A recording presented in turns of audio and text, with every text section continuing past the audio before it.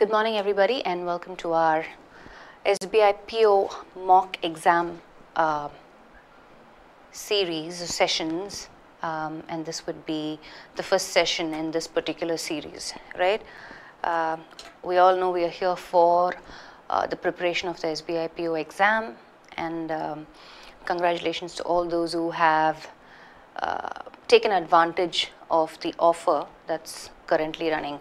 In fact, not an offer, more an opportunity, right, for you to go through the real-time experience of this exam. So let me quickly acknowledge those who are here this morning, which is a lot of you. So I'm just going to say hi to everybody and welcome.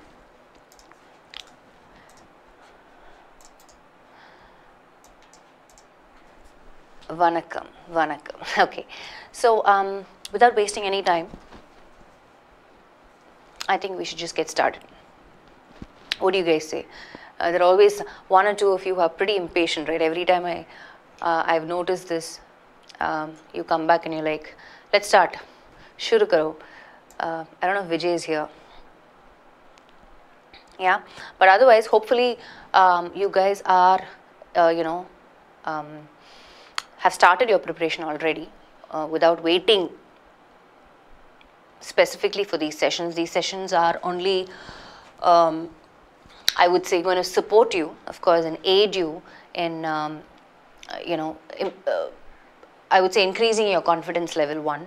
Two, also, if there is anything that you're missing in terms of a strategy, or if there's anything that you've forgotten to apply in terms of an approach, yes, these sessions are going to prove helpful for you.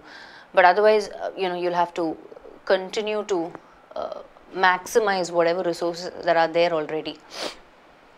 Yeah.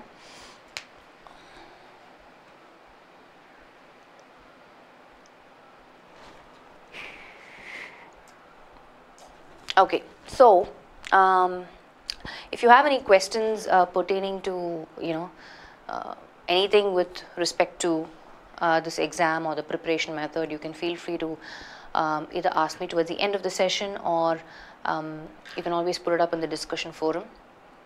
Yeah, I have already done that, Sonpreet. Maybe you missed that session, but if you have access to the course, you know that we have a specific video on phrasal verbs, which has already been covered. So you can always take a look at that. It's under vocabulary. It's under 5 key concepts.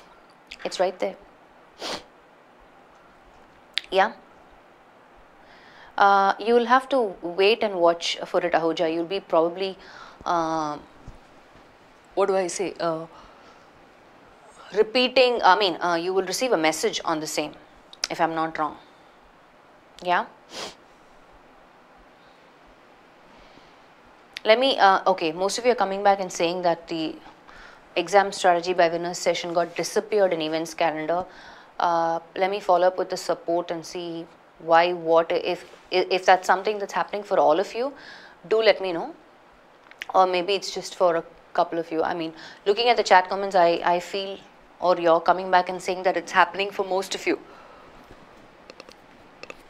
Yeah, so I'll take this up with support, and we'll see what needs to be done. Yeah. Anything else?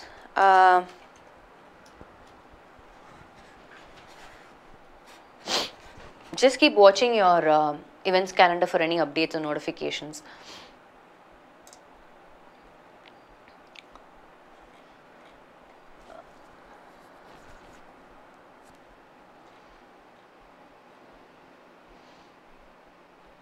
Okay, so we'll get started then.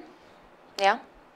Okay, sorry. Somebody asked, is there any sectional cutoffs in mains prelims for SBI PO? Of course, there will be cutoffs for SBI PO prelims as well as mains, if I'm not wrong. Yeah, you can again watch out for that. I don't know the specifications of it, but then yes, I'm sure there will be a cutoff for sure. I mean, you can just look it up online. I'm sure that information is available for you. Yeah, I mean, at least for last year, I remember there were cutoffs. Yeah, I can't recollect it though. I think for English it was about 7 or maybe 6.5, if I'm not wrong. And quant and reasoning, quant was about 7 again, or no, 8 point something, and then reasoning was some 10 point something. Yeah, so you can always look it up, right? There is definitely there is a cutoff. NOOB means, I don't know.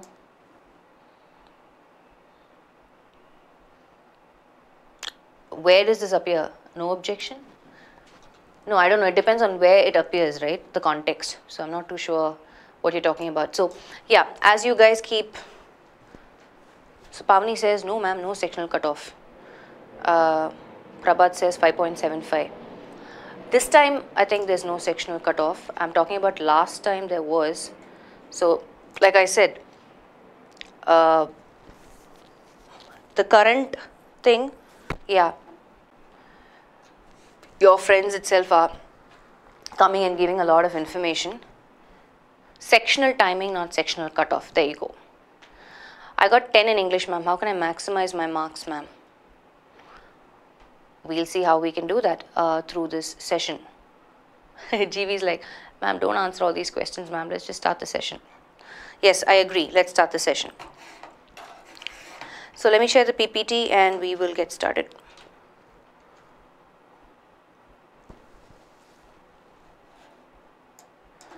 Okay, so here we go. This is our first question, which is obviously a spot error. Yeah, so for those of you who are new, obviously we're going to be looking at the SBI mock tests that are going to be published over this period, right? Starting from yesterday till about the actual exam that happens. So we'll be discussing those question papers at length. So this is obviously the one that was published yesterday. So that's what we're going to take a look at. So let's look at our first question. Hopefully this last order of the apex court will help in bringing a speedy closure to the case and sound out politicians and bureaucrats against interfering in CBI investigation. Ahuja has already given an answer saying part A is where the error is.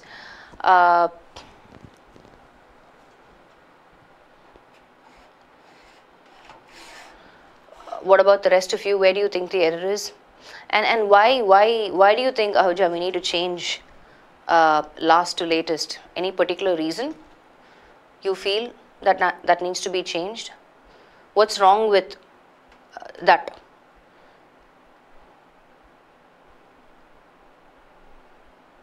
So most of you are coming back and saying part A. My question is why? Why do you want to change it? Pechi, it will happen on Monday, no? Whatever test you've taken over the weekend, I mean, I think you will get to know the reports after today. I find error in this last order. Yeah, I understand that, Dushyant. Why is my question? Anand says part B, so does Nilesh say part B. So will help in bringing a speedy closure to the case. What's wrong with that?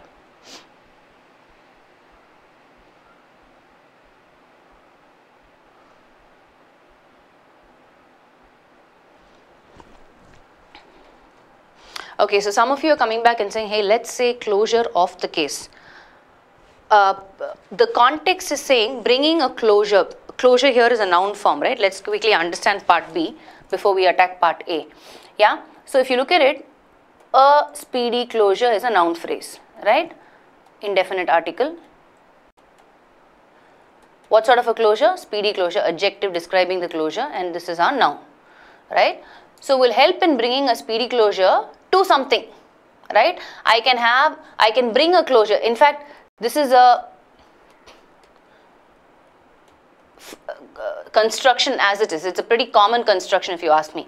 Bringing a closure to something or bring a closure to something, right? Which is absolutely fine. you need to understand that the closure does not belong to the case. So I don't need to change to off, right? Off as a preposition gives me the meaning of possession. So we're not saying the closure belongs to the case. I'm saying, they're saying something will help bring that closure to what? To something, right? So when I'm talking about, always remember to as a preposition brings in the meaning of some sort of a movement, some sort of a transition, some sort of a change that's happening, right? Then that's when I use to. And in this context, we are saying something will bring that closure to something else. So I don't need to change to off, unnecessary. Okay, this is the first question, Praveen. And sound out politician against interfering in CBI investigation. So everything else seems fine.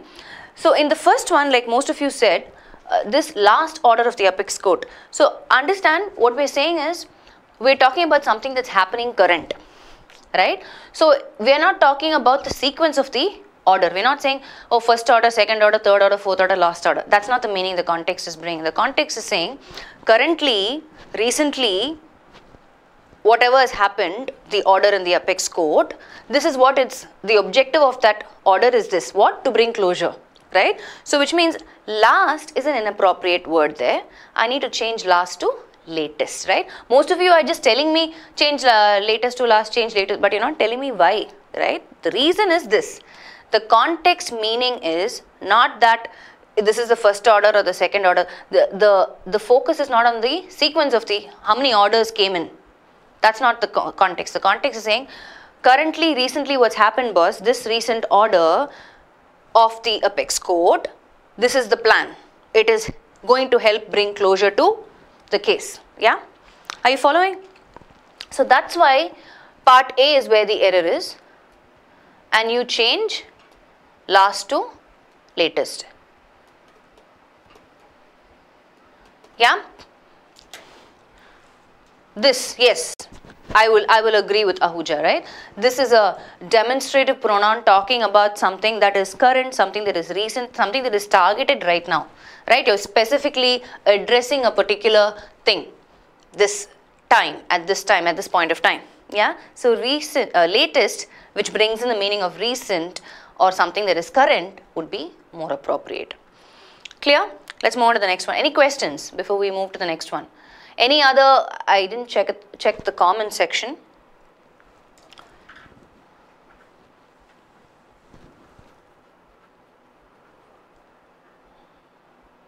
Okay, so Aparna has come back and given another construction, right? Construction saying will help to bring something, right? When you're talking about here, the context is actually bringing is acting as a gerund, right? Verb plus ing. Bringing a speedy closure to the case is the objective of that order. If I have to rephrase the meaning that the context is bringing, I'll say, boss, what's the objective of this order, of this recent apex court order that has come? This last order, this latest order is bringing a closure to the case, right? So in that sense, in bringing is absolutely fine. You don't have to change will help to bring.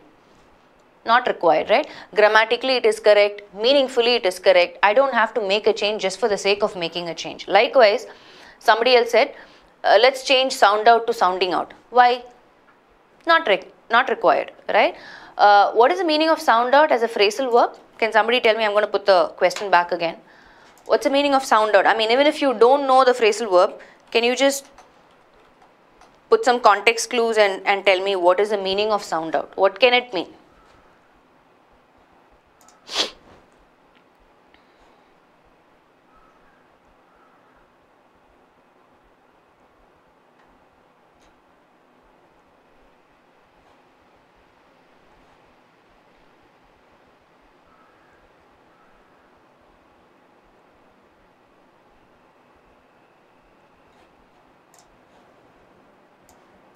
Sound out, to put out of reach, interference.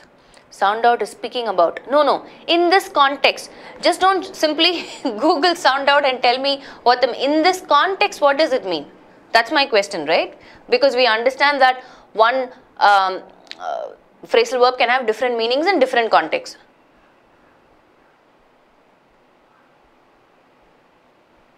Influential, put an end.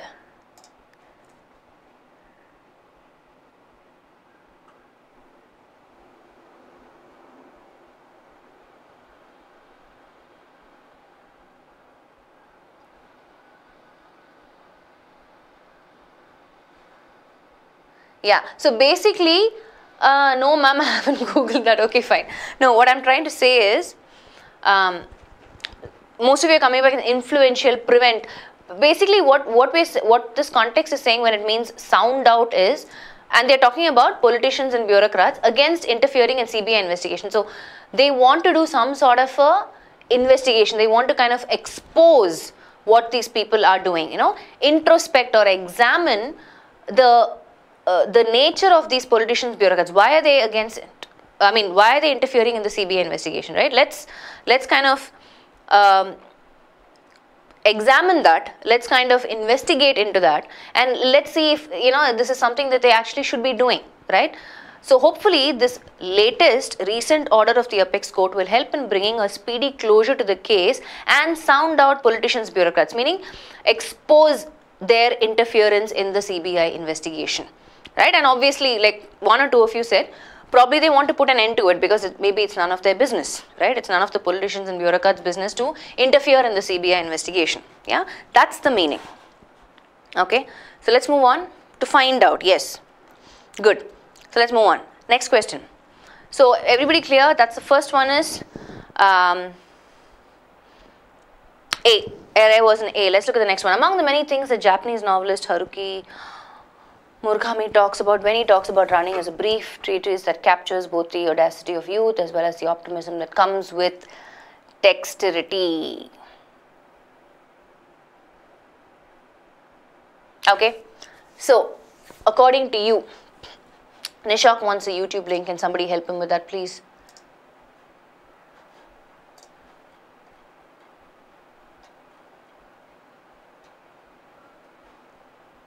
What do you guys think? Where is the error in this one?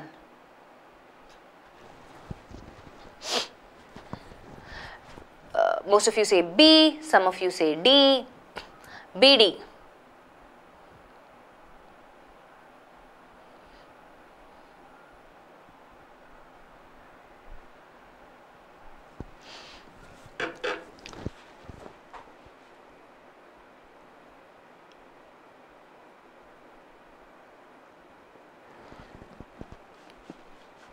B. Why?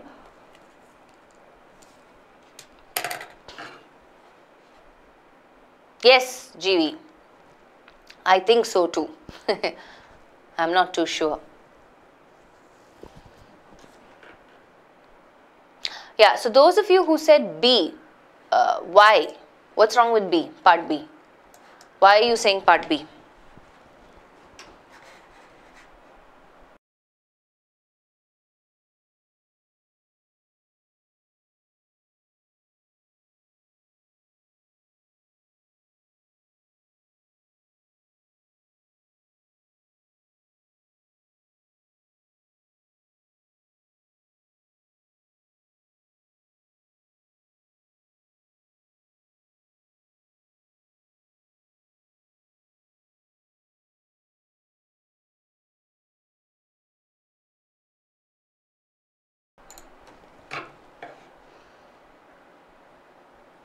Okay, repetition.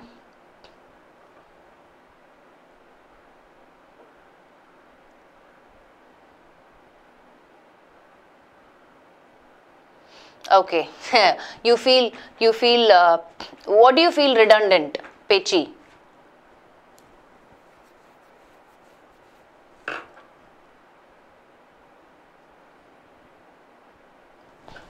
Talk seems wrong structure. Okay. So in a context, yeah, in a context, I'm just looking at it. I'm just going to read it as it is, right? Among the many things that Japanese novelist Haruki Murakami talks about when he talks about running is a brief treatise. When you add the right what do I say, enunciation, like stop where you're supposed to stop, where it gives you the right meaning, it seems fine, right? Among the many things that Japanese novelist Haruki Murakami talks about when he talks about, yes, there seems to be a repetition, but meaningfully and grammatically it's still fine. Because if I break it where it says talks about, among the many things that this person talks about, when he addresses running would have been a better. So if I have to, like, what do I say? If I have to improve the sentence in terms of sentence improvement, yes, I will change that repetitive word there because it doesn't make sense. But is it grammatically incorrect to use that? Not really. Is it affecting the meaning of the sentence? Not really. But where the obvious construction is, right, that captures both the audacity of youth as well as the optimism that comes with dexterity. Now, if you look at the remaining part of it, in terms of grammatical construction, there is an obvious error. What is that error? Why talk about, Amrita? It's singular subject, right? Singular verb talks is fine. I don't have to change the subject verb agreement there. But look at the second part of the, let me project the question. Look at the second part of the question that captures both the audacity of youth, yeah, as well as the optimism that comes with history. Now, let me quickly point out the difference for you, right? Yeah, the reason, so Irfan, you're correct when you say that.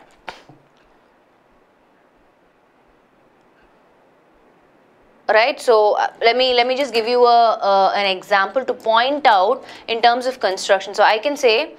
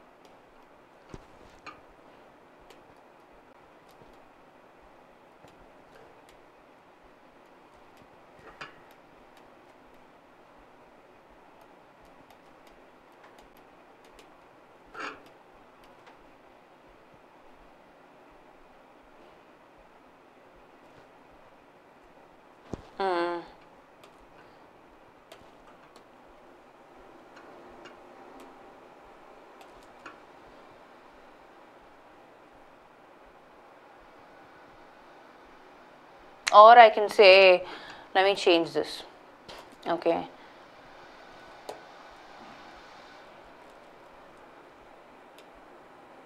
I'll say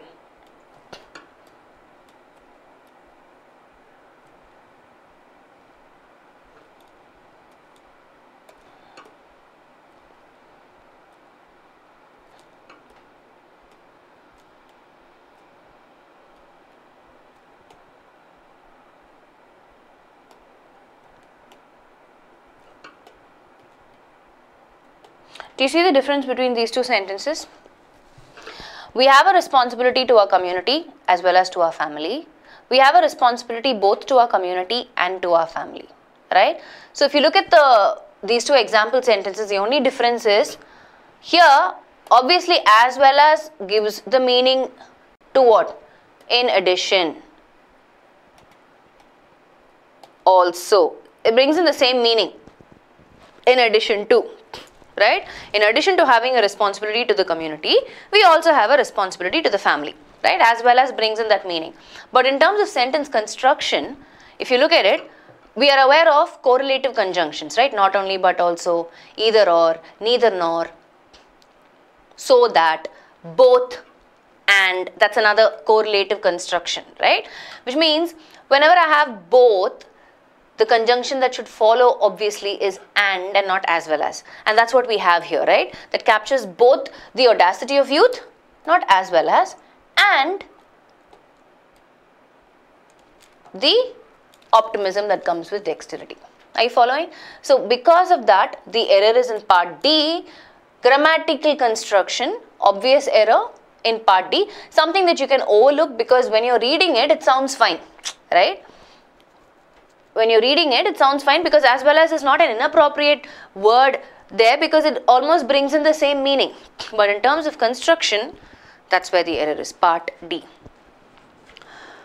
Audacity, when you say what audacity that guy has, meaning you don't expect somebody to behave in a manner so arrogant or so insensitive, right? Depending on what the situation or context is. But you can't have a question where there are two errors, no? Then it will be error in C and D. We can't have that, no, Shubham? Oh, yeah, that is actually a possibility, right? We can do that as well. True, that captures the audacity of youth as well as the optimism comes with dexterity would be absolutely correct. Yes, we could do that. So this is a question where, you know, it's a tricky question in the sense the error can be in either C or D. If you take off both, then it makes sense. If you change as well as to and, then it makes sense. Yeah. So I agree with you guys. But for a question, again, not a very intelligently designed spot the error question, I guess.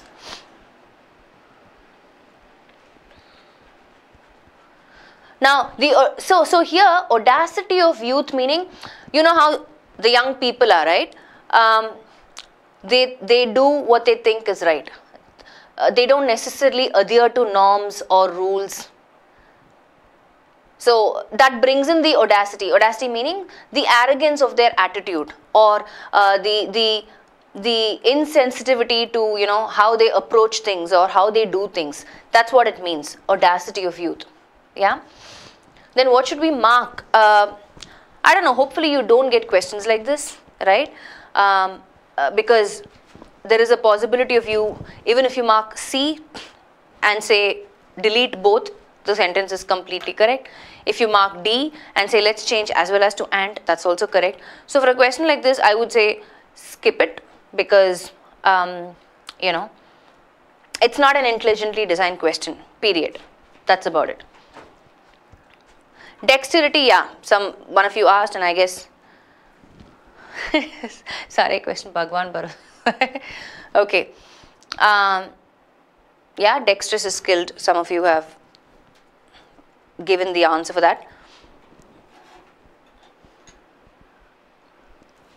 So let's not spend a lot of time here. So what I'd like to say is, let me put the question back. What I'd like to say is the error can be in C, because if you remove both as well as can be as it is, the error can also be in D. So something like this, you know, hopefully we don't get a question like this, but just in terms of learning, we know construction-wise there is a possibility. Yeah, we are going to look at that, Pavani. If vocabulary questions were part of yesterday's test, then we're going to look at it. Next one, young Indians pursuing different goals in varied arenas are thinking differently, creating new business models, and influence our life and times more comprehensively than at any time in our history. So if you look at this, as you read it, you know where the error is. No, it's pretty easy. What's the concept? Can somebody, you know, instead of just telling me, what do I say? The answer, tell me what concept it is. So Kishore says part A. What about the others?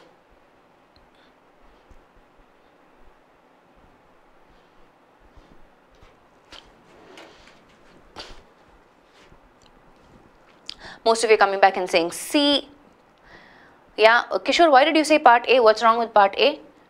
Young Indians pursuing different goals in varied arenas. Why do you need the helping verb? Yes, Ahuja, very good. Right, that's the concept. The concept here is parallelism. Right, so when I'm saying parallelism, I'm talking about in terms of construction. We're saying what are they doing? They are thinking differently, 1. 2, they are creating new business models, 2. 3, because all the main verbs in this context are in the ing form, I need to change this also to the ing form, right? I have and as my hint word. And influencing. So change this also to the ing form, influencing our life and times more comprehensively than at any time in our history. Yeah, that's about it. So the concept is parallelism. The error is in part C. There's nothing wrong with part D. Why do you need are pursuing, Baba? See, If I say young Indians are pursuing, then I have to say young Indians are pursuing different goals in varied arenas. Full stop. That's a complete sentence, right? But the sentence continues saying the young Indians pursuing different goals in varied arenas are doing something. Right?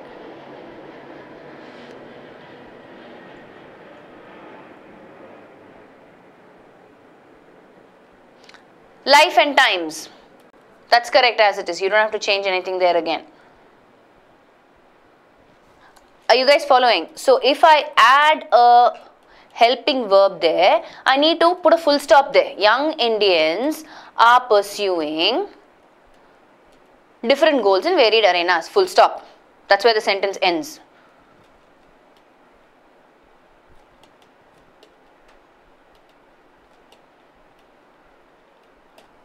Right? But here the sentence, the context meaning is not ending here. It's saying the young Indians, basically what it's saying is the young Indians who are pursuing different goals in varied arenas, how are they doing it? The reason how they are able to do that is because they are thinking differently, they are creating new business models, and they are influencing our life and times more comprehensively than at any time in our history. That's it.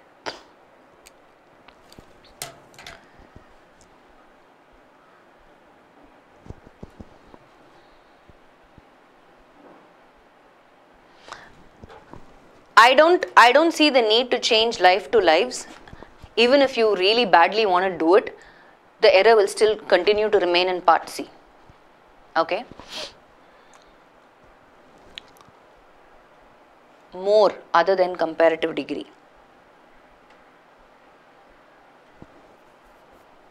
Yeah, see, for example, I can say so and so is better than so and so. Right? I cannot say so and so or more better than so and so, because better already brings in that meaning. We've covered this, a very basic concept in terms of comparative degree, but Sony, I would appreciate it. But I think because there's more comprehensively here, that's why your question came up, so I'll address it based on this context. Yeah, so yes, comprehensive, that word if you take, right, it's an adjective. So when I am comparing something in the context, as in the context, it's saying compared to what is happening now and any other time in the past, in the history, what they are doing now, which is thinking differently, creating new business models and influencing our life and times, is more comprehensive, right? It's comparing an adjective, or usually degree of comparison, it's either an adverb or an adjective, so which is fine. So I don't have a word for comprehensive as it is in a comparative form. So I have to put more before that. Yeah, something is more comprehensive than something else. Right? But for words that can be placed as it is, for example, I can say this particular diet is healthier than, right? I don't have to say this particular diet is more healthier than, because healthier itself gives me that meaning of comparison. I don't need that more there, right? So we understand when we use more and most in front of a comparative degree or a superlative adjective for that matter. So here in the context, more comprehensively is absolutely fine.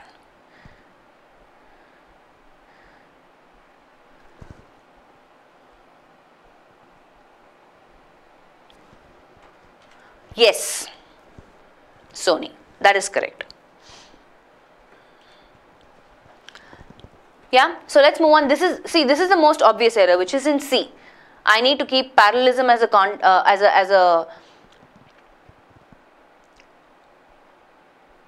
concept and identify the error as part C.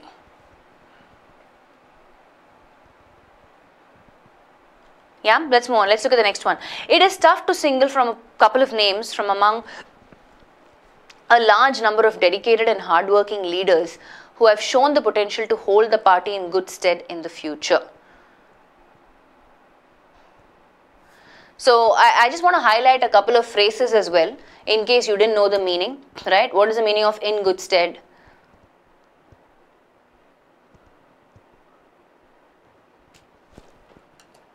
But otherwise, where do you think the error is?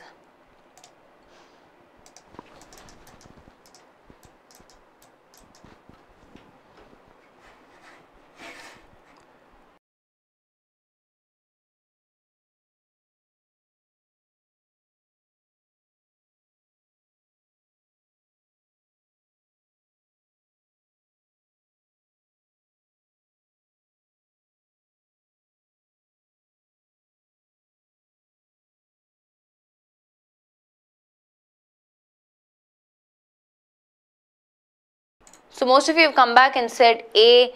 A couple of you are saying B, like Rajashekar, Krishna Sindhu. Yeah. So Santosh also says B. Irfan also says B. So what's wrong with B?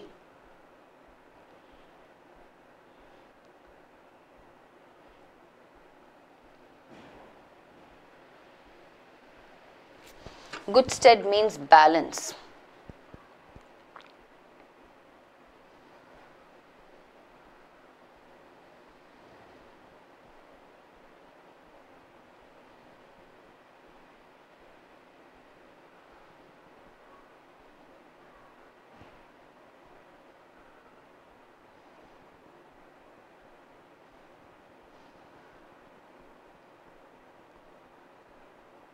Okay, so let's quickly look at this, okay.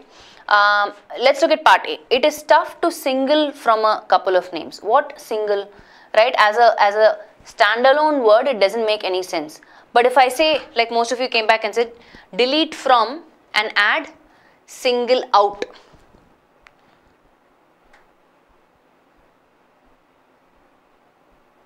Right? So if I say single out, what is the meaning of single out? Let's quickly look at it. It's a phrasal verb, right?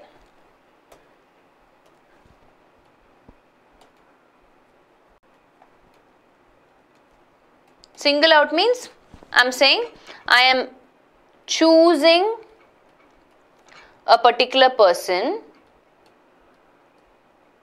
right, from either a group. Why? Because I am trying to pay special attention to them. Right? It can be either that I want to put them down, point out fingers, point anything wrong in them, or it can be also positive. You know, I want to kind of make them appear as a role model, or praise them, or show everybody that, you know, this is how you should, show them as an example, like a model to follow. Exactly, like a role model, like I said. Yeah. So it can be either for criticism or it can be for praise, right? That's the meaning of single out. And in this context, if you look at the meaning, it's saying it is tough to single out a couple of names from a large number of dedicated and hardworking leaders, or from among a large number of. So most of you came back and said, hey, from and among are redundant. I don't need to, you know, have from and among together. But we do have constructions like that, right? And it is not grammatically incorrect as such, if you ask me. Yeah, the most obvious error is this, which is in part A, to single out, because to single is incomplete in meaning.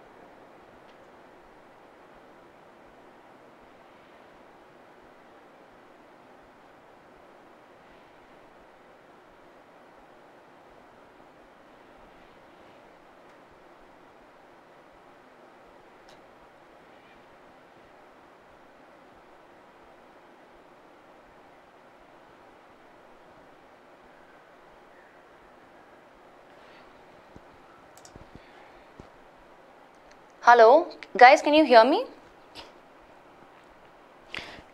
Yeah, sorry, think something happened here. Okay, so I'm hoping you can hear me now. Let's continue. Where were we?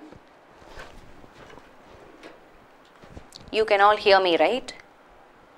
Yeah, something happened. I don't know what. Anyway, let's get back to the question. Yeah, so if you ask me, so and so was chosen from among a large number of people, right? It's a possibility. I mean, technically, can I remove it? Is it too wordy? Is it redundant? Can I just say so and so, was selected or identified from a large group of people? Yes, I can say so and so was chosen or identified among a large group of people. Yes, I can say that. It is less complicated. It makes it easier in terms of construction. I completely agree. But we need to also look at what is acceptable conversationally, and look at various constructions that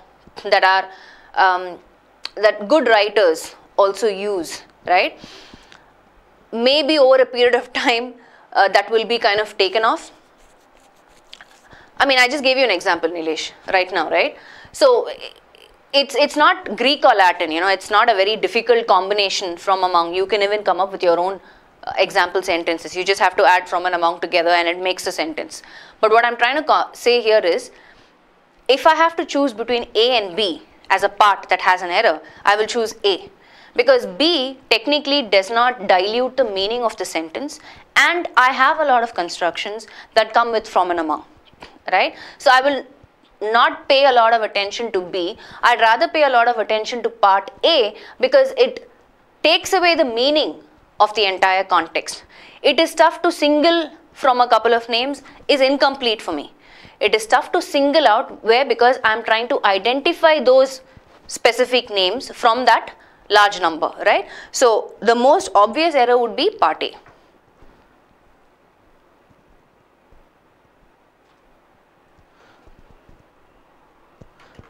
No, you don't have to have that, Dharti, because part B already has from, no? Then it becomes too redundant. If I say single out from a couple of names from among a large number, that is a little all over the place, right? So I don't need from again in part A, because there is already from in part B. Yeah. So for me, if you ask me, I will go with part A, because meaning has to be in the place. Yeah. So Datti is given an example sentence for you guys. I mean, you can make your own sentence, just put from and among together and that's it, period. Yeah, let's move on. Whoops, reading comprehension. So some of you said reading comprehension was kind of too long, blah, blah, blah. So how I'd like to approach the reading comprehension is like this, okay? I'm guessing this was like definitely at least an 800 word paragraph. I mean, reading comprehension passage, not paragraph. Yeah? So,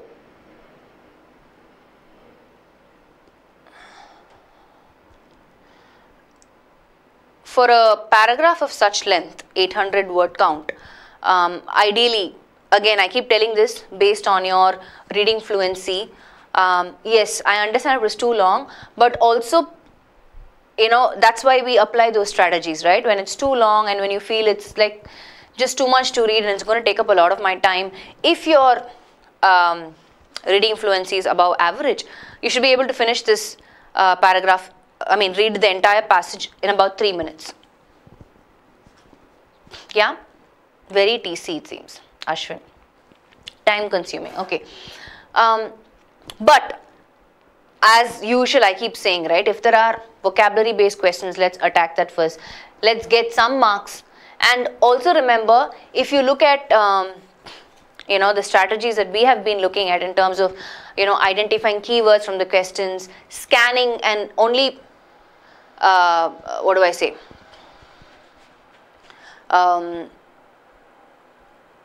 look for those words in the context, it becomes easier. Like if you pay attention to the topic sentence, closing sentence, you'll be able to address 1 or 2 questions, definitely. Yeah. So we're not going to spend time answering the questions right now in RC. Maybe we can come back towards the end. I'm going to move forward, look at other question types. Yeah. So Pavani says, this RC was easy to understand, ma'am. I'm looking at the RC and I feel like We may have discussed this in one of our refresher sessions, if I'm not too wrong. Yeah, maybe we didn't do everything, but I have a feeling we did this RC some time back. Just looking at the questions. Skimming. Okay, let me just go through the questions. Yeah.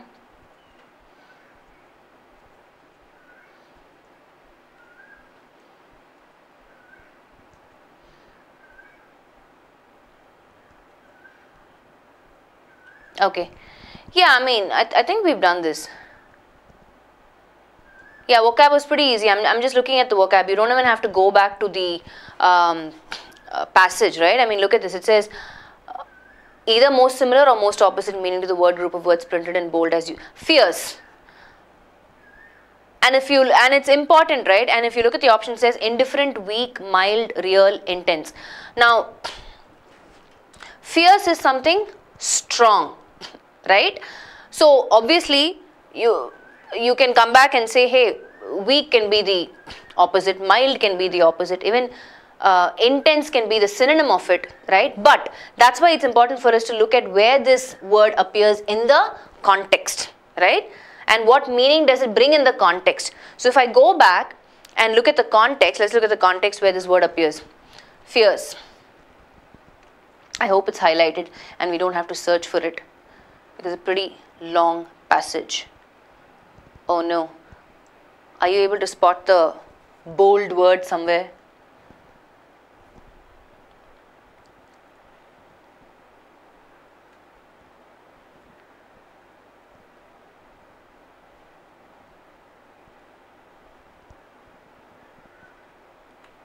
Okay, I don't think these guys have put it in bold, these words.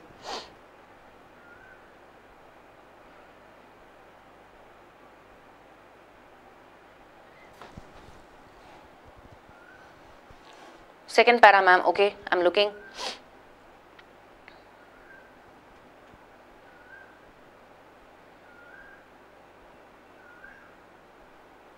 Where? First para, last line, ma'am. Yes, thank you. So trailblazers like Alibaba and Tencent are shaped by fierce local competition. There you go. So here in the context, fierce is an adjective describing the competition, right? So fierce competition means, competition being our clue word, right? The first thing that we can look at is, in terms of a synonym, right, the most appropriate collocation is, the collocation that we are familiar with is fierce competition, intense competition, right? These are collocations with competition.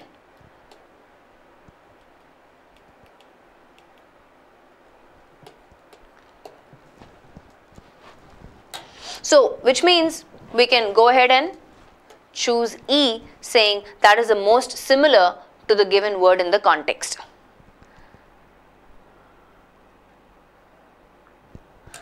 But it's again, I mean, if you ask me, it's again a little tricky, because the best collocations would be fierce competition or intense competition, no doubt. Yeah. So yes, and even if you look at, yeah, that's what I was trying to say, Pavani. Sometimes they say, you know, so and so, you know, it was a very strong competition. So strong as a word that can also get associated with competition. In that case, then I can look at B and say, hey, weak can be the antonym of fierce. Why not? Right? So you'll have to be, what do I say? It is a little tricky in that sense. Nobody says mild competition, inappropriate collocation, but it could even be B or E. So I could say E is the synonym of fierce and B can possibly be the antonym of fierce as well. So yes, it is tricky. Let's look at the next one, stark. Again, the options are absolute, indefinite, entire, patent and pure. And if I look at stark, I thought I saw stark somewhere in the passage. Where is stark?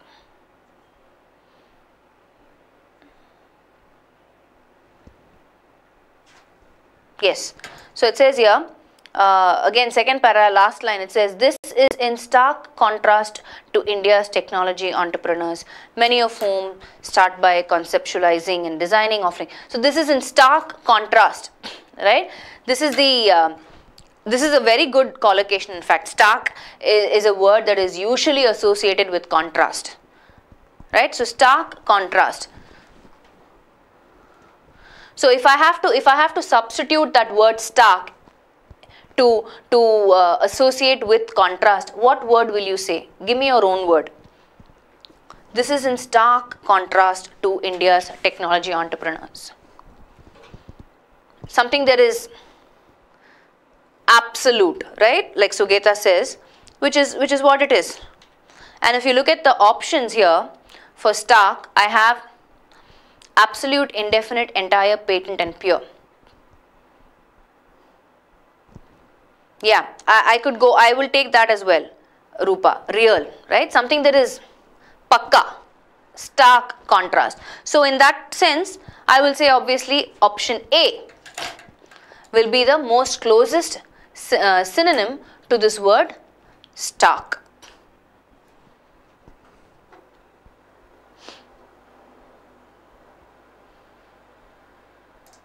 Yeah, so I agree, clear contrast, clear as in like there is no doubt, right? Something that is extremely absolute is what can be extremely clear. I understand it absolutely, I understand it clearly. Yeah, so yes, we can go with option A for this. So in case you don't know the word as a standalone word, obviously we need to go back to the context and look at it. But yes, like the first one, fierce, you know, it could be B or E, and it's very kind of wavering there, coming to think of it. But all the other ones, right, let's just randomly look at one or two. Oh, this is not part of, is this all part of the passage? Okay, yeah, this is all part of the passage. Let's look at a couple of more then. Feet.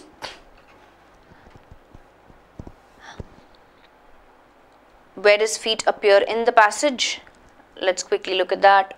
Thought I saw it somewhere. Yes, here it is. It says, in a country where only blah blah blah, an almost impossible feat for non-native speakers that Facebook's Mark Zuckerberg is devoting time to daily. So we're talking about something that is impossible for non-native speakers to achieve, right? If I have to use my own word. So obviously given the context and my options, the most closest one in meaning to feat is achievement, right? Yeah. Immune. My options are resistant, susceptible, protected, exempt and safe. Again, we'll have to go back and rely on the context. Where does immune appear in the context? If somebody knows where that is, let me know while I search.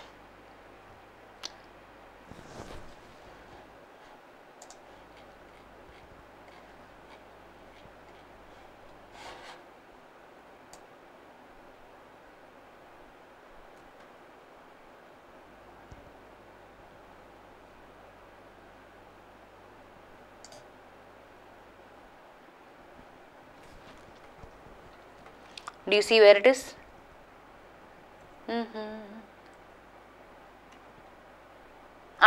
It says here, last line, but local companies are not immune to the Shanzai attack either. So it's saying that, and let's read the entire thing. It says, and at the height of the cloning craze, it is said that there were more than 5,000 Groupon copycats in China, but local companies are not immune to the Shanzai attack either.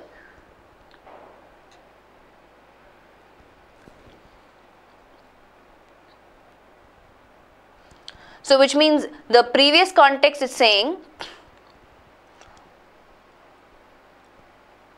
a lot of things were attacked, and at the height of the cloning craze, it is said that there were more than 5,000 Groupon copycats in China, which means it was affected, right? They couldn't stop this cloning happening, right? And they're saying not just there, but local companies are also not immune to this attack, which means they were also affected. So if I have to choose a word, what would I say? Let's look at our options.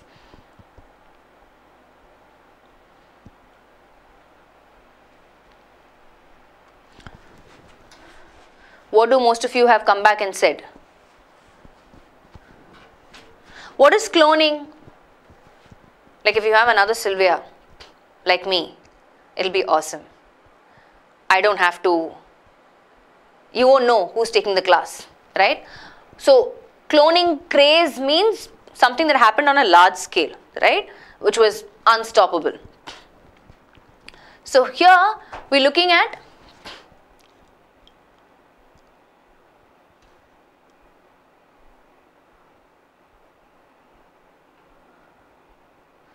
this is again one, what do I say, not a very nice question, right? Because I can say susceptible is antonym of it, but I can also say protected is synonym of it. Are you following? Yeah, in the context, not immune means they were not protected from this clone craze happening, right? They were not exempted. Actually, instead of protected, if prevent was there, then yes, that would have been a better option. So in that case, since protect is not a very, what do I say, strong word, prevent, if prevent was there, then yes. So then we can go with susceptible, because that's the exact antonym of that, right? Immune means if you do immunization, you're protected from whatever disease or whatever, right? If you don't do it, then you're susceptible to that disease, which means you can easily fall prey to that. So that's the antonym of immune. So then yes, I will choose B. Yeah? I know some of you are leaning towards, but protected also can be the synonym, ma'am, of immune.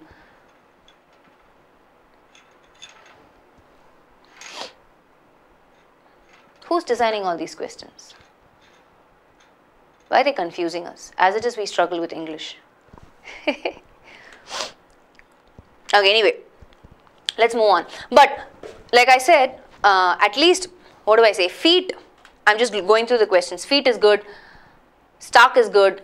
Those two are very, very clear, except for fierce and immune, I guess. We have some more. Impede. As a word, we know what impede is, right? Let's look at impede. Curb, deter, oppose, expedite, stop. How many vocabulary questions are there? Okay, 5. Where is impede in the context? Impede, impede, impede, impede. Oh, this was what you guys were talking about, where it was confusing. Synonyms and antonyms, I agree. Where is impede? Did you guys find impede anywhere?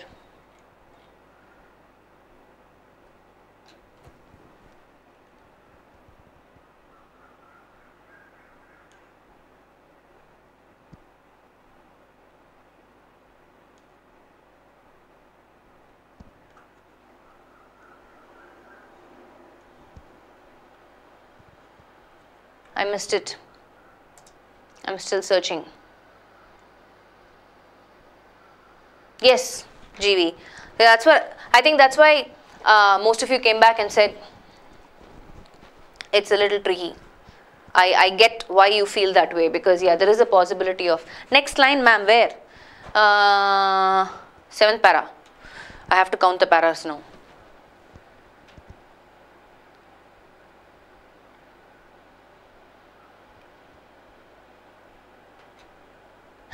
Surya, I feel your pain. See, no, what I'm trying to say is, I'm able to identify that there is a possibility of one word being a synonym, and in the same options there is a possibility of another word being an antonym, right? So, those sort of questions I'm obviously going to skip. Because if I look at one option and choose one, it might not be the answer that's what has been selected, right? 8th para from last, ma'am. Okay. Let me count the paragraphs.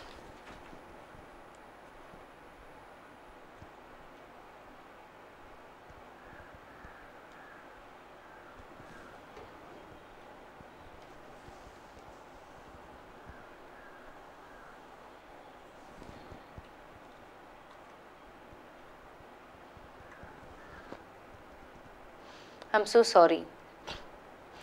I'm still not able to figure out where impede is.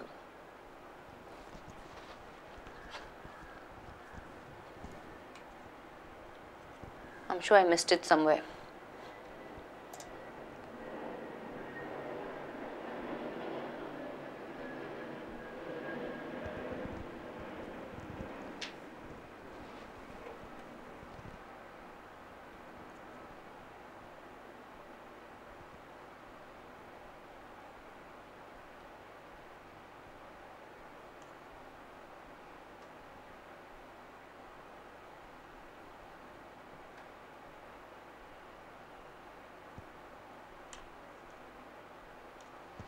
Okay, I'll tell you what, I'm not able to find it, but impede as a verb,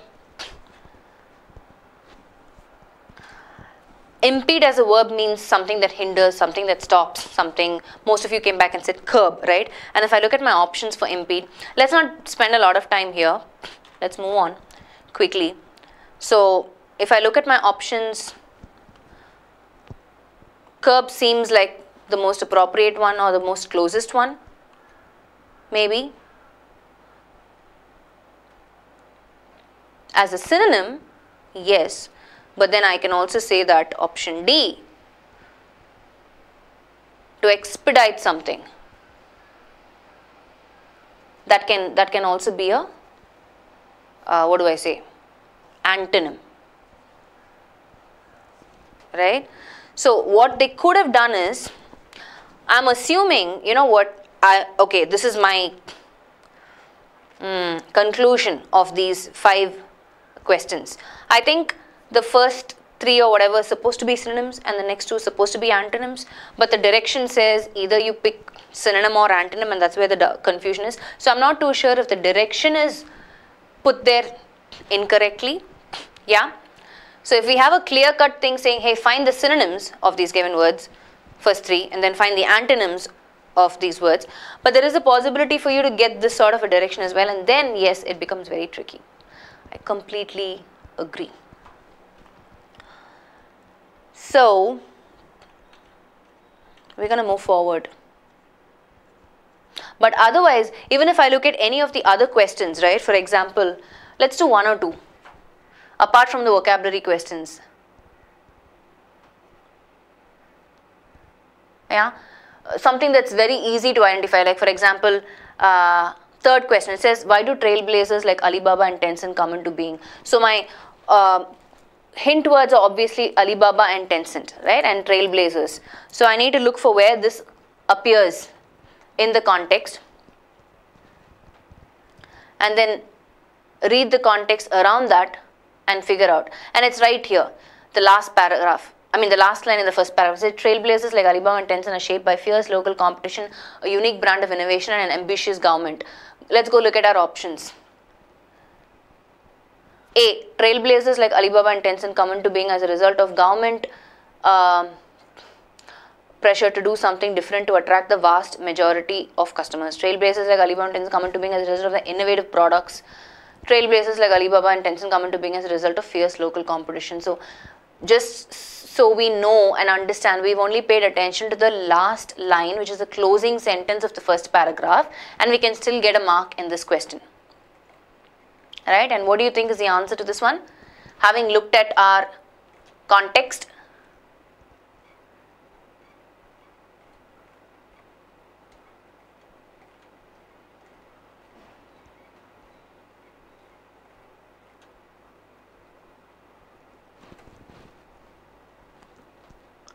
yeah, except A, both B and C are addressed in that, right?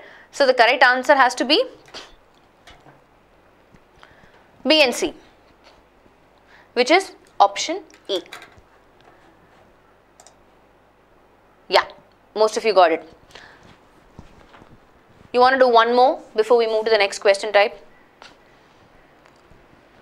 I would never do these, incorrect statements because it takes up a lot of time. Find the correct statement based on the market targets of China in Indian startups. I might want to try that.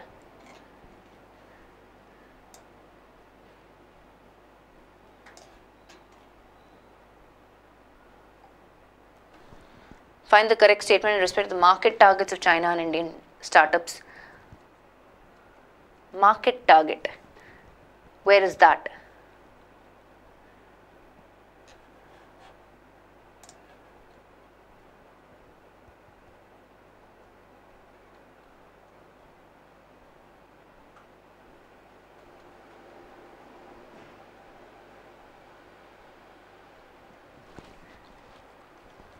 Or what about, that's taking a lot of time again. Let's see if we can do the first one. How are Chinese entrepreneurs different from India's technology entrepreneurs? Answer in the context of the passage. Chinese entrepreneurs and India's technology entrepreneurs.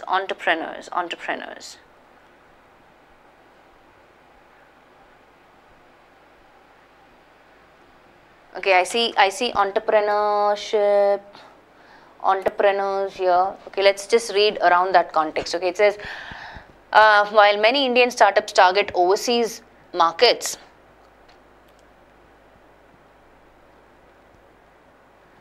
for Chinese entrepreneurs, the market is at home. Okay, and then again I see entrepreneurs. So I'm going to read that as well. It says more than 99% of Chinese entrepreneurs only bear in mind Chinese consumers. Right? And then it says, towards the end of the same paragraph, it says, this is in stark contrast to India's technology entrepreneurs, that's my clue word, many of whom start by conceptualizing and designing offerings that target developed markets in the US and Europe and now even Southeast Asia. So these are my context, right? If I look at it, all I've done is paying attention to the, closing sentence, topic sentence of paragraphs. So I have a context now, and if I look at my options, let's go quickly look at our options for the first question. It says, option A, about 4/5 of China accelerator focus only on the Chinese market, whereas entire gamut of India's entrepreneurs focus on the markets of neighboring countries. Okay. B says Chinese entrepreneurs look outside the country's borders when they succeed at home, whereas India's technology entrepreneurs find their products not suitable for foreign markets. Okay. C, more than 99% Chinese entrepreneurs focus only on Chinese consumers, whereas India's technology entrepreneurs design and develop their products for markets in the US, Europe and Southeast Asia. I can close my eyes, and because this is like right there, right in the second paragraph, last line where we saw, it's there and very clearly says that these guys pay attention to their people first. Right? That's what it says. Now, how can I eliminate A and B? Because some statistics are given which is not supported by the passage. And it says Chinese entrepreneurs look outside the country's borders when they succeed at home, whereas India's, so this is kind of misleading, right? This is not what the passage is actually supporting. India's entrepreneurs don't find their products not suitable for foreign markets. It's contradicting what the passage is saying. So it only has to be, what is your answer for this? Have you guys answered? Yes. Most of you have come back and said only C, which is correct. Yeah. So in case, in doubt, read the context and understand the meaning. So, like, let's look at,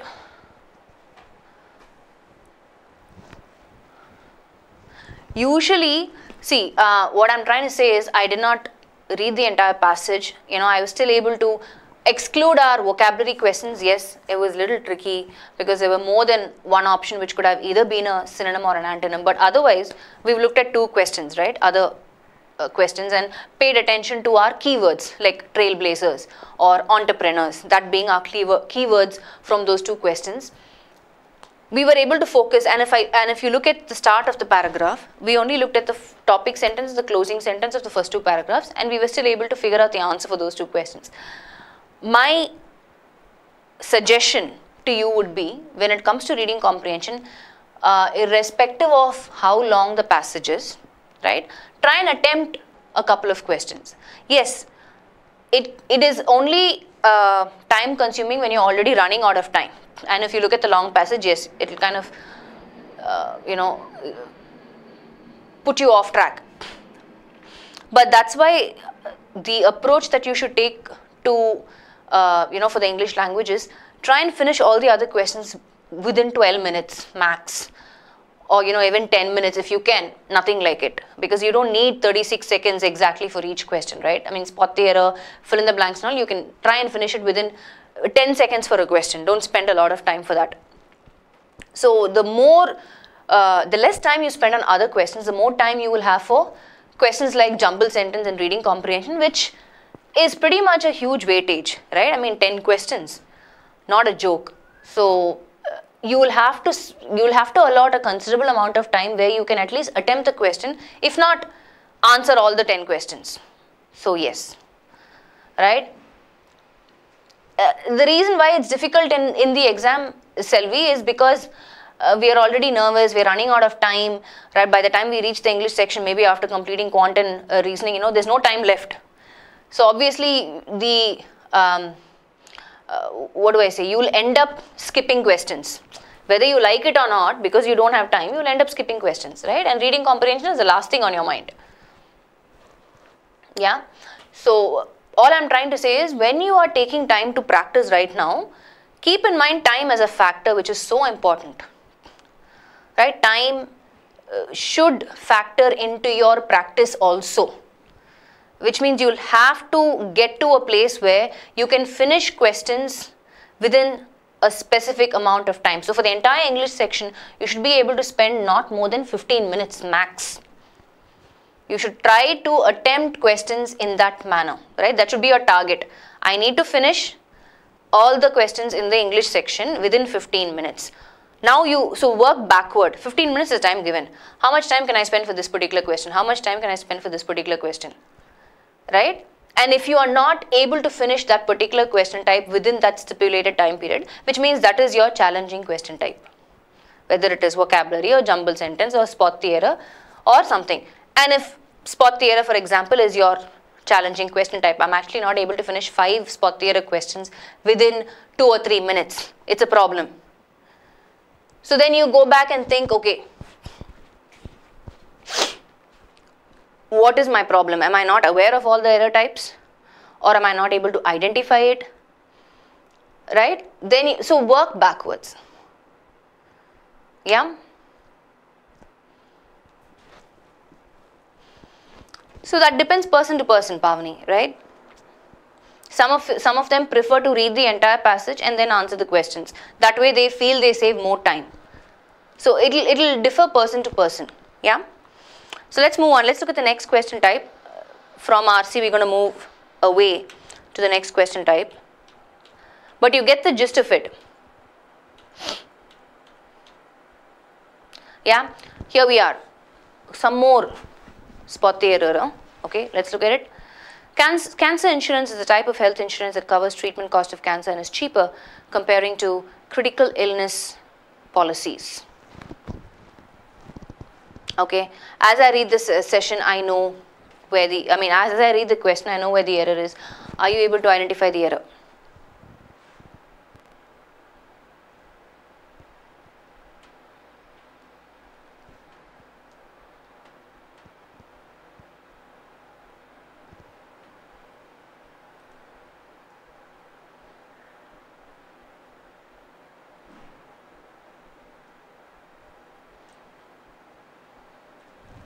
So most of you have come back and said option part C, right?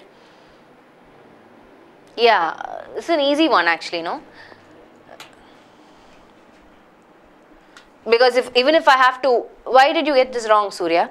Pretty easy, it's very straightforward, right? Even if I have to reword the entire sentence, I'll say compared to the critical illness policies, cancer insurance is a type of health insurance that covers treatment cost of cancer and is cheaper. So basically they're saying compared to critical illness policies, cancer insurance is cheaper.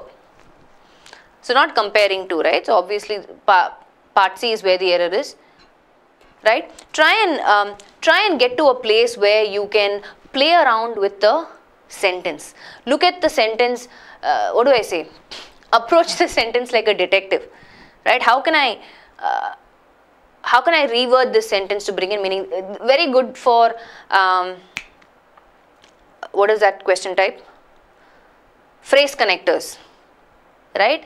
So when you try and analyze the construction of a sentence, you will be able to pay attention to, everything is interlinked in English. If you know all the possible error types when it comes to spot the error, where we've discussed about 23 error types, right, in our video library. If you're aware of all of these errors, and if you approach a question or a sentence, like how do I analyze this sentence, right? If I shift it around, yeah, sometimes we say which is incorrect, just because sometimes some people say something, it doesn't mean it's correct. So what you need to do, look at most repeated, like collocations, right? What are people constantly saying as a construction in a sentence? What do I hear mostly when I'm reading articles, when I'm reading newspapers, when I'm reading stuff, and I'm hearing good people talk good English, right? What is the usual construction? Yeah, I know, Ramesh, some of us find it extremely difficult, depends on your background. I don't know if you're from an English medium, or I don't know how long, you might come from a Tamil medium or a Hindi medium, or my pace could be very fast for you to follow. There could be various reasons why you're not following me, right? So we'll have to only look at, what do I say? Either look at brushing up our basics and identify what our opportunity area is and go from there, right? So given the time period, most of them who've registered with us have been here in the system for a longer period than 3 months, 6 months. We have people in our system for a year or so or more, right? Because they're continuously learning, and that's the amount of time that they need, right? Because their learning capacity or their background from which they come is completely different. Yeah?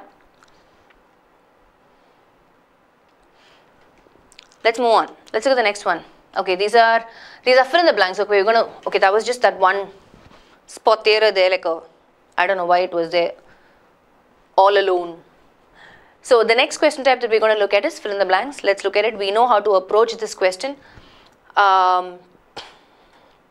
Context clues, collocations, look for words before and after the blank. Can we quickly do this? As in, don't just tell me what the error is. Tell me what did you identify in the context. Ashwin, already A. What did you identify in the context that helped you figure out this is the answer option for this context? The first one we have is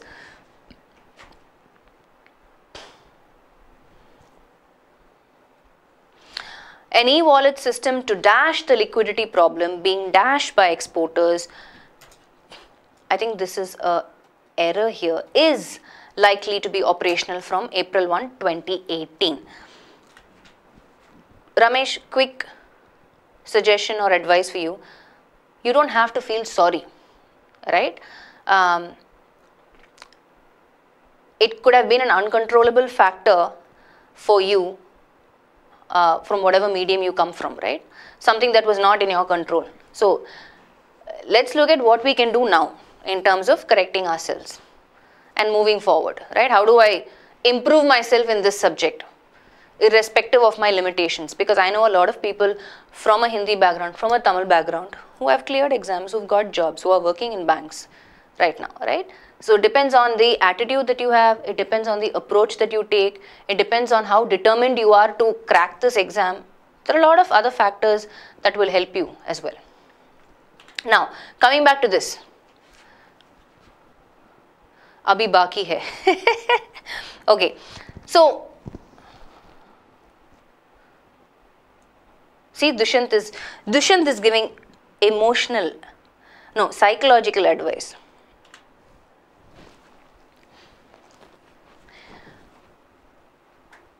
So most of you have come back and given me which answer to this.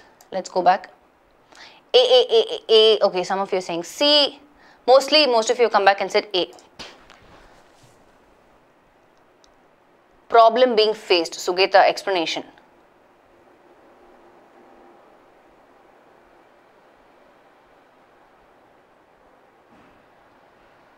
Yeah, perfect. I like this.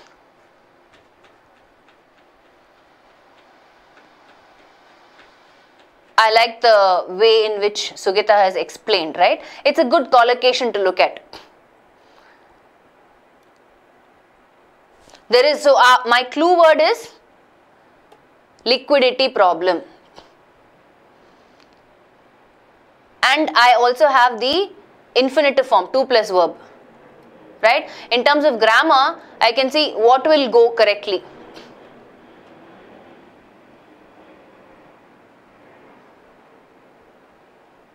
To deem, to conclude, to align also will go in terms of grammatical construction, in terms of an infinitive form. But the context meaning is an e-wallet system to do something about that liquidity problem being, that's another clue word for you. Who is dealing with it? Who is the person who is getting affected because of that? The exporters, right? So which means I need a word where these guys are the victims. So it definitely cannot be a positive word, right? Propelled. You can immediately eliminate. Hedged, assailed, imperiled. Again, we are talking about a liquidity problem. So in terms of logic, these words are again inappropriate. And the best thing in terms of collocation is people are trying to address a particular problem, right? So address a problem is a collocation. And the problem being faced by someone again is a collocation.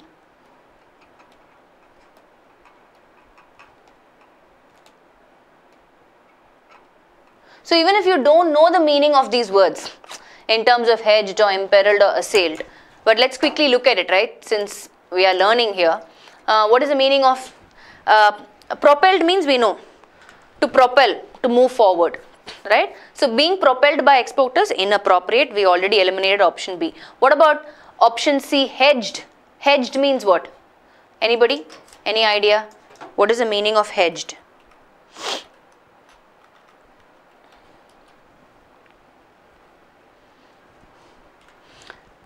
Again, I mean, if I look at a hedge, I can only think of what do I say, fence kind of a thing. You know, like a house surrounded with a hedge, almost like a fence. Yeah, that's not the only meaning. So in terms of, in this context, if I have to apply hedged, it will be something that is surrounding or blocking my movement, is limiting my action, right? So something that is limiting. So in the context, being limited by exporters, incorrect. So I can't use hedged by. And even to conclude the liquidity problem seems illogical, right? What about assailed? Somebody asked, what is the meaning of assailed? What is the meaning of assailed? Anybody? To assail means?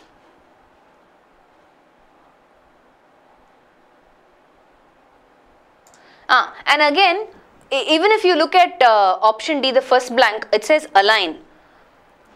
When do I align something? To align something means to put it in a particular sequence, a particular order, right? Why would the e-wallet system try to align the liquidity problem? It just doesn't make sense.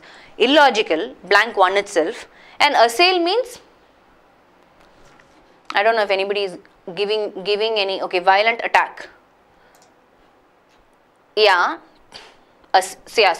somebody assailed so and so, yes, violent attack, I agree, but the same word has different meanings in different contexts, right? I can say, I can assail someone, meaning criticize them. Again, an inappropriate word in the context, right? The liquidity problem being criticized by exporters just doesn't make sense. Out. D. And then I have an e-wallet system to hike the liquidity problem being dash. Why would you want to hike? Hike means to boost up. Illogical option E, first blank, I will eliminate, right? So even if I don't know the meanings, hike is not a difficult word again, right?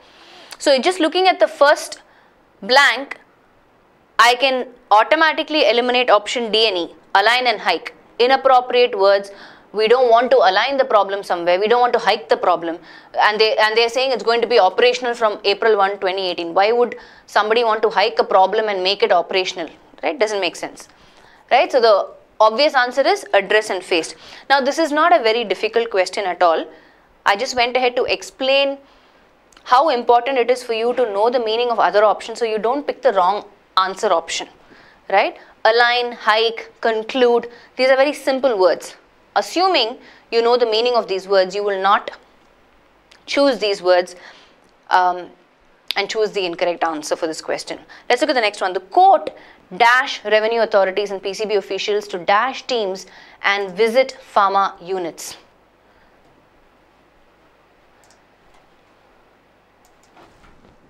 Okay, sorry, we seem to have missed imperiled. Somebody is asking what is the meaning of imperiled as well. So if I say something is imperiled, Shubham, just to answer your question, I just saw your comment. I would say to put someone in danger, right? Have you heard the word peril?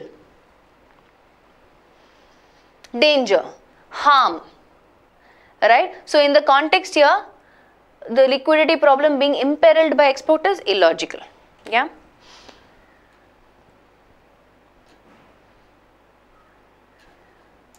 So most of you have come back and said part D for the next one.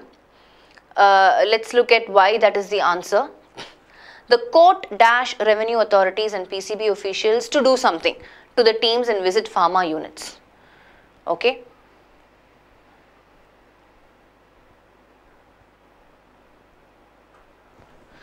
So in terms of collocations, okay, look at the options for. I'm just looking at the word after the blank, okay. I'm not looking at blank 1, I'm looking at blank 2 because I'm looking at teams, okay, and I'm looking at all the words. Arrange teams, display teams, carve teams, form teams, make teams. The most common collocation is you form a team, right? That's the first one. Yes, absolutely, Darti, I agree, right?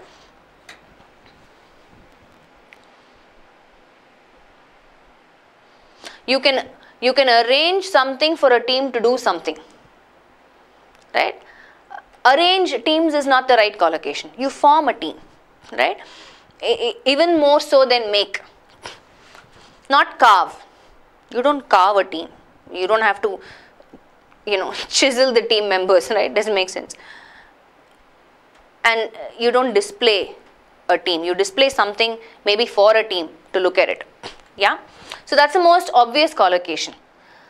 But otherwise also, let's look at the first blank. It says the court dash revenue authorities to do something, right? So I have the subject are my revenue authorities and PCB officials. So the court is giving some sort of an instruction or telling them to form teams and visit pharma units. So there's some sort of an action plan that has been set out to these officials and authorities. So in that context, if I have to choose between announced, commanded, told, directed and ruled, right, what I will automatically eliminate is ruled out and announced. Why? Because they want them to take an action, right? So announced would not be a more effective word. And these guys are officials and authorities, right? There's no need for the court to command them. It's not like they're not going to do it, right? It's more like a action plan that is recommended or suggested or given for them to take action on. So directed would be a more appropriate. I can even say told, but since we're looking at a formal context, directed would be more appropriate. So if you are in doubt, just look for the collocation which is form teams, and otherwise also you should be in a position to eliminate. So there are more than one option for blank 1, but then I need to look at the context. I need to look at the context meaning. Is it a formal thing or is it an informal thing? Right? If it is an informal thing, I can even say told. So and so told so and so to take some action. Possible. right? But in our context, option D would be the most effective fit. Let's move to the next context. Organizations dash for the victims, dash the inhuman and unjust attitude of the government. My options are option A, trying, spoke. Option B, lobbying, supported. Option C, stand, spur. Option D, fighting, applauded. Option E, working, condemned. So if I look at all my words, they are not very difficult words, right? Maybe you don't know the meaning of lobbying, or maybe you don't know the meaning of spur. But all the other words are not difficult words at all. And if you look at the context meaning, let's just pay attention to the context meaning, okay? It says organizations dash for the victims, dash the inhuman and unjust attitude of the government, which means something negative is happening here, right? And the organizations are basically fighting for the victims who are being subjected to this inhuman and unjust attitude, right? So the context is trying to portray something bad is happening, boss, something not appropriate is happening, boss, and there are these organizations who are fighting for those victims where they are undergoing this inhuman and unjust attitude, right? So which means I have to look for words that bring in that meaning. So organizations trying for the victims, illogical, blank one. Lobbying, what's the meaning of lobbying? Anybody? Lobbying means what?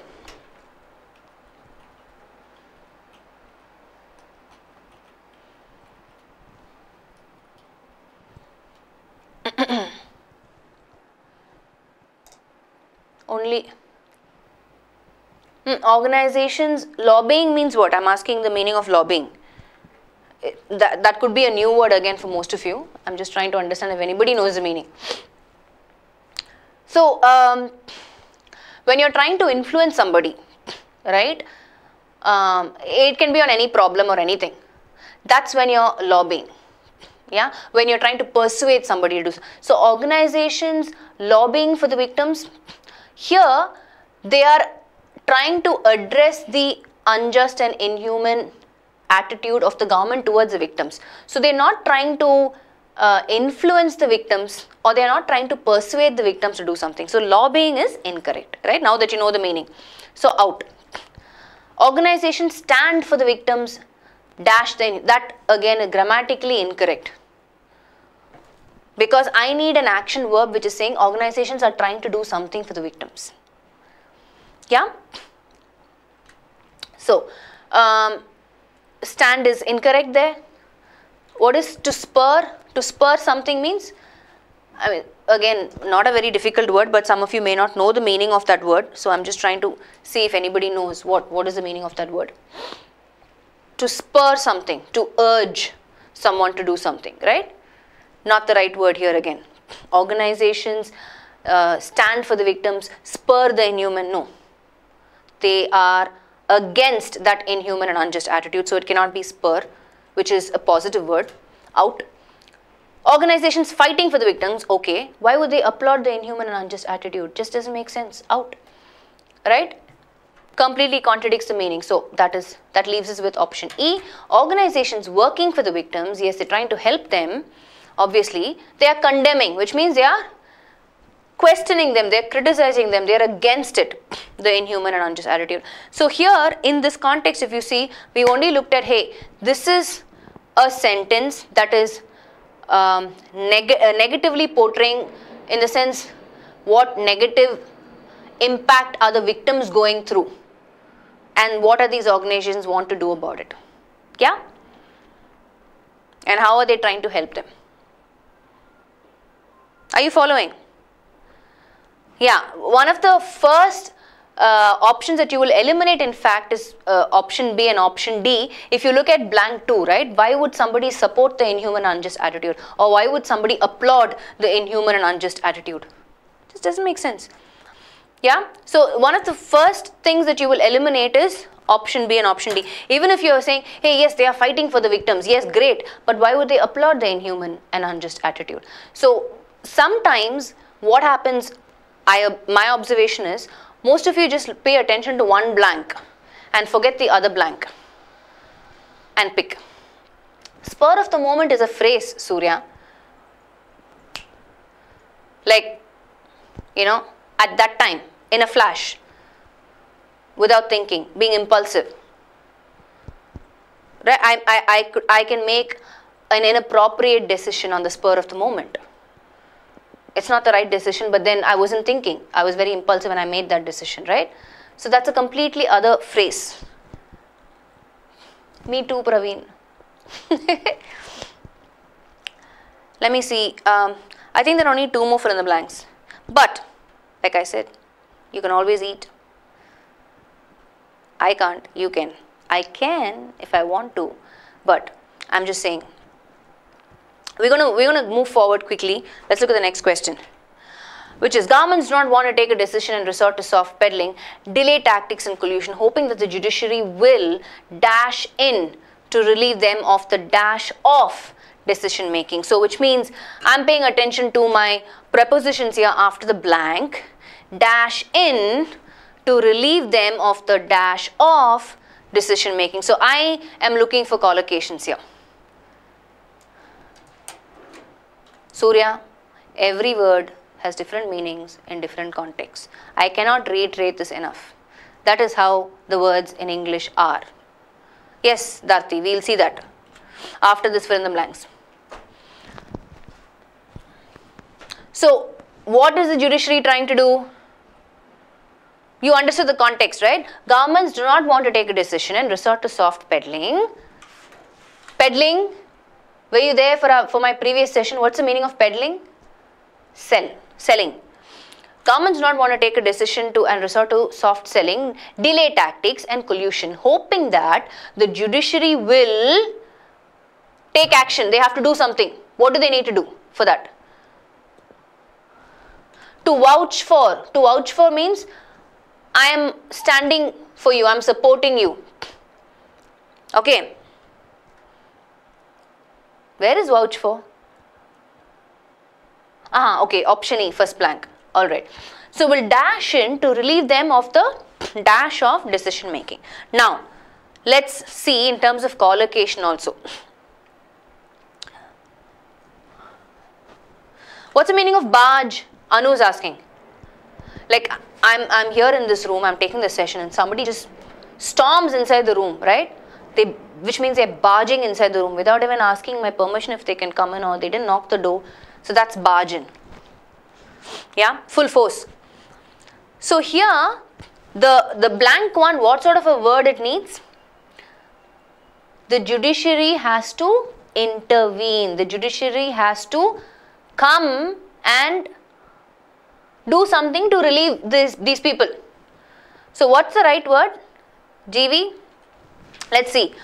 Should they step in, vote in, barge in, come in, or vouch in?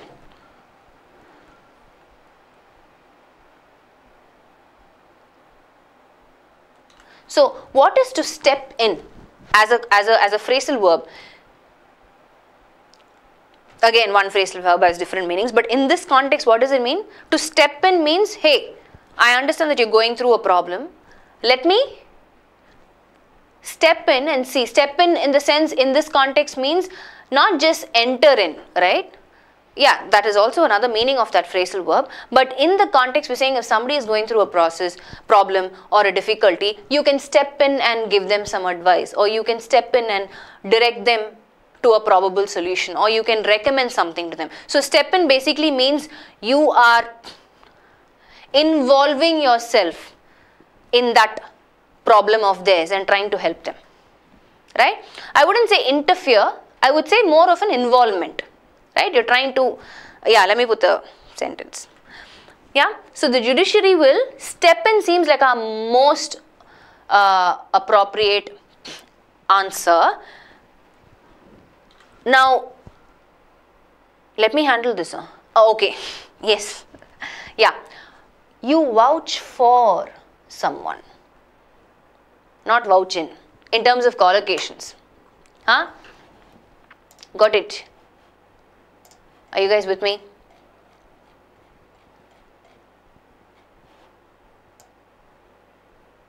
So that's another thing for you to know, so you don't pick the wrong answer options.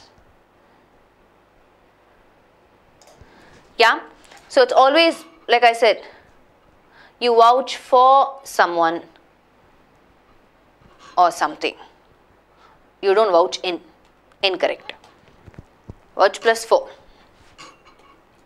Huh? So out. We're not talking about them barging in, out. We know the meaning. We're not talking about them voting in, know the meaning. Come in, yes. Okay, that's also a collocation. Yes, I can use that. But then, why would you want to relieve them of the enlightenment of decision making? That doesn't make sense, right? Illogical. It has to be burden. They are unable to decide. That's why the judiciary is going to intervene and say, you know what, let me help you with this. Let me sort this out for you. Right? To relieve them, that's your clue word, right? To relieve somebody of some problem that they are going through. What is that problem? The burden of decision making. Yeah, there you go. So it has to be option A, without a doubt. Did anybody say any other option? I didn't even see the comments.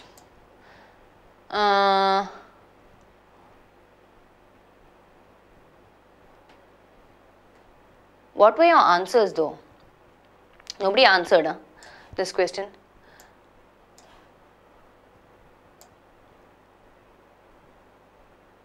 Okay, A, D, A. Oh, it was between A and D. Fine. Yeah, I'm guessing that's why. Mostly people would have chosen option D because come in also seems appropriate as a collocation, yes, but second blank enlightenment doesn't make sense. So it has to be option A. Yeah. Let's look at the next one.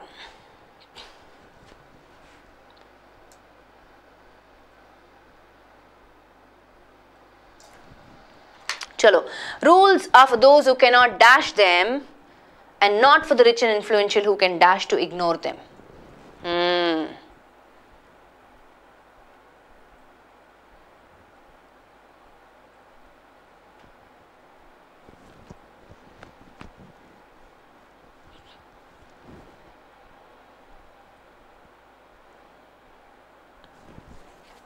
What is your answer for this one?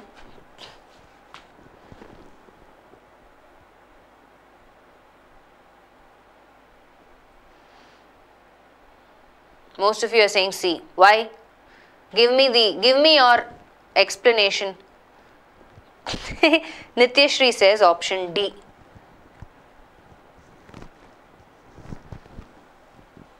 Okay, it's between, okay, someone is saying E as well.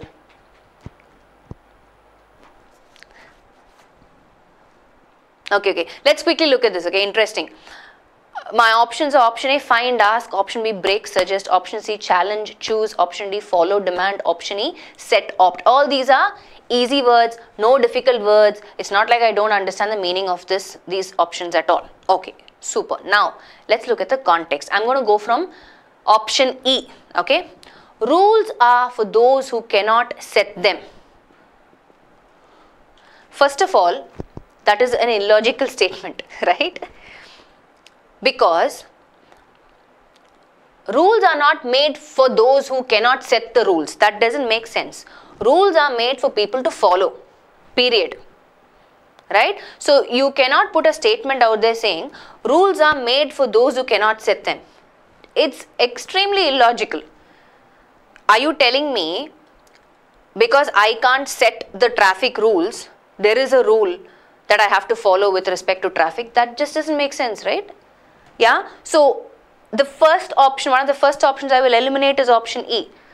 It's like saying, okay, Sylvia, you cannot decide what the tax rules are, so I am setting this rule for you. No, out. Okay, first blank itself, set, out. Rules are for those who cannot set them? No, very, very illogical. Bye. Option D. Rules are for those who cannot follow them. No, again illogical. What do you mean rules are for those who cannot follow them? Then why are the rules there? If they can't follow them, why am I setting the rules? Again, doesn't make sense. Illogical. Option D, out. Rules are for those who cannot challenge them. Rules are for those who cannot challenge them. Yes, this is correct, because if the government puts the rule saying, Sylvia, you have to stop when the traffic signal is red. I cannot go and challenge that rule. I can say, I cannot go and fight with a traffic constable saying, hey, you know what? I need to go, I'm in a hurry. Even though the traffic it's in red signal, I want to go. You can't go challenge that rule, right? So, rules are for those who cannot challenge them? Yes. Obviously, rules are for those who cannot challenge them only. Okay? That is logical so far. And if you look at the second word also, it says choose. Look at that. And not for the rich and influential who can choose to ignore them. So, if you are, you can bribe people when it comes to certain rules, right? Whether it is like celebrities and all, who don't pay their tax. I'm sure they give some sort of a bribe. Again, I shouldn't be making this accusation because I don't know if that is the truth, but that's what is out there for us to assume, right? But let's look at it as an example. Yeah, a hypothetical situation. Let's be safe. A hypothetical situation. So, if you are rich and influential, sometimes you can choose to ignore the rules. Okay. So, C seems like a best option. Let's look at B. Rules are for those who cannot break them. Yes, I agree. And not for the rich and influential who can suggest to ignore them. No. The rich and influential, because of the power and the money that they have, they can ignore them. Nobody will question them, and even if they get questioned, they will pay and get out of it. They will bribe somebody and get out of it. They don't suggest the rules. Okay. So, the second blank is illogical. Even though B, first blank is fine, second blank is illogical, out. A, rules are for those who cannot find them, again is illogical, right? I cannot find a rule. So, let me put a rule for Sylvia. Out. So, that leaves us with option C. Rules are for those who cannot challenge them and not the rich and influential who can choose to ignore them. Somebody saying this is a universal truth. Maybe, I don't know. Yeah. In fact, you don't even have to go through this whole thing of eliminating wrong answer options, because the most obvious collocation is you choose to ignore something. Yeah, just by going by that, I can just put option C, but just in case, most of you came back and gave me other options, right? Some of you said B, D, E. I don't know if anybody said A, but see how we eliminated those options just based on pure logic. Yeah? Are you with me?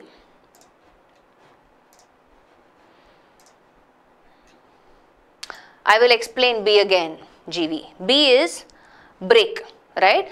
Rules are for those who cannot break them. Yeah, you can't break rules. I agree. In a short manner, rules cannot be broken. Rules are for those who cannot break them. Logical, yes. But the second blank, it says, rules are not for the rich and influential who can suggest to ignore them. They don't have that kind of a power where they are suggesting someone to ignore them, and that's not what the context meaning is conveying. It is just saying because they are rich and influential, they have, we are talking about what power the rich and the influential have. We are not talking about what they are suggesting to somebody else. That's not what the context is saying. The context is saying they have the power to ignore it because of their influence, because of their money, power. Yeah? Did you get it, GV? Was that short enough? Can we move forward? Rule is rule. Rule for all. Wow, wow. Praveen.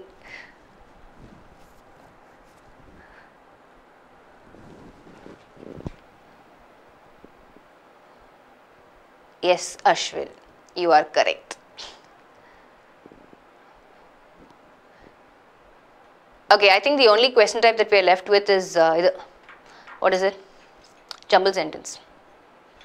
Okay, GV says yes ma'am. Let's move on. So let's quickly look at jumble sentence and then we'll close. We have about what, 8 minutes. So then we'll close with jumble sentence. Okay. Super. This is our jumble sentence. Okay, tell me this. How many of you took the test yesterday? How many of you took the test yesterday? Did you all take the test? Did you all get full 5 marks for jumble sentence? Para jumbles. I'm going to project the question. I mean, we're gonna brainstorm it, but I just want to understand how many of you took yesterday's test. Ashok says no. Okay. Most of you are saying you took. Good.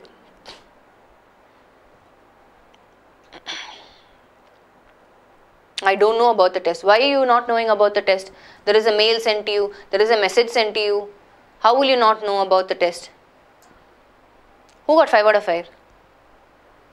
कौन है? Prafu. No. Did I miss your name? Where'd you go, dude? Hande, huh? Is that how you pronounce your name? Khande. 5 out of 5. Okay, fine. Chalo, let's look at the question. For those who didn't take it, here, take about 1 minute.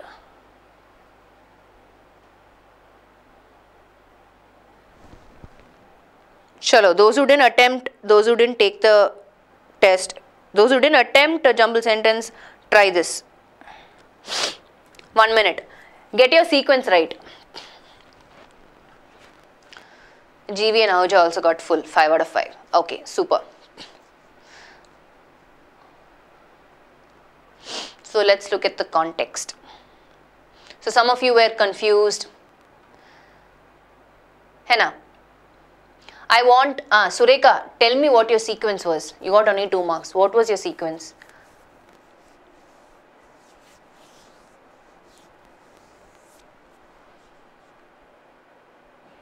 See, the same strategy we apply, right, for jumble sentence. Let's identify the topic sentence. Situated a few miles from the Santa Claus village, which means this Santa Claus village has already been spoken of somewhere earlier, right? So A cannot be my topic sentence because of the definite article the. I always told you this, right? In terms of sequence, when I'm introducing something, I use a indefinite article. When I'm making reference to the same thing, then I use a definite article. Then I have B starting with an antonym hint word but. So it cannot be that, by.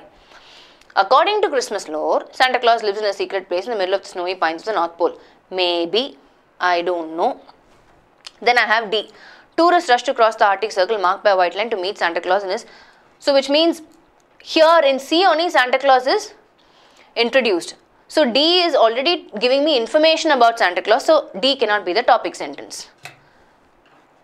Right? And then E says, since 2010, Rovaniemi, the capital of Finnish Lapland, has marketed itself as Santa's official home. Again, here I am getting some more information about who and whatsoever is being termed or given a name as Santa's official name. So if I have to choose between C and E, the sentence that is introducing our character is C. Henna. According to Christmas lore, that's where Santa is getting introduced. Santa Claus lives in a secret place in the middle of the snowy pines of the North Pole. So we have eliminated wrong answer options because all the other questions, all the other sentences are either giving me additional information of the character, right? What is a repeat word? Santa Claus, Santa Claus, Santa Claus, Santa Claus. Right? Everywhere that's the repeat word. Out of these repeat words, which is the sentence that is introducing Santa to me? C. Has to be my topic sentence. Super. What is the clue word or clue phrase in sentence C? Somebody tell me. C is the topic sentence, Surya. So some of you said, hey, you know what? After I got C, but then I don't know what happened. So let's form links. right? Yes, GV. So tell me, if I have to choose a clue phrase from sentence C, what will it be? So Nayak, we've already established the fact that E is not the topic sentence. Good. Darti says, secret place. Why is that a clue word? Is that word repeated anywhere else? Or is there any information about that place somewhere else?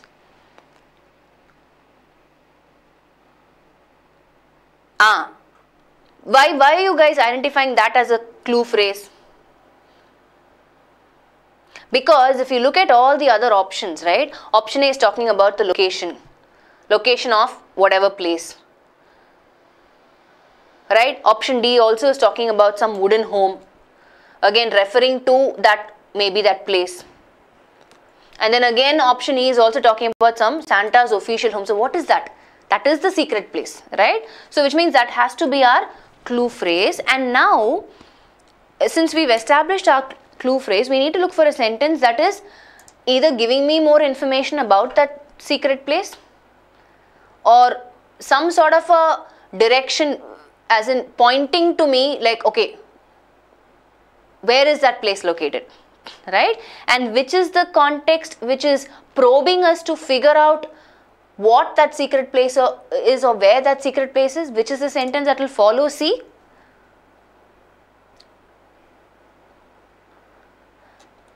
No, I want an answer to my question.